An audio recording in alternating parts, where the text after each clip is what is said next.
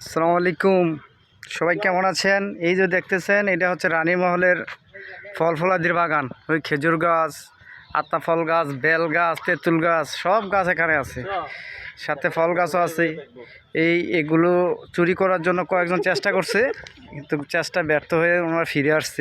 ওনাদের জন্য শুভকামনা, সবাই দোয়া করবেন। ওই দেখেন কি সুন্দর একটা গাছ, কলাবতী গাছ, অনেক বড়। রানীমহলের বাগানটা অনেক সুন্দর, অনেক সুন্দর একটা বাগান রানীমহলের।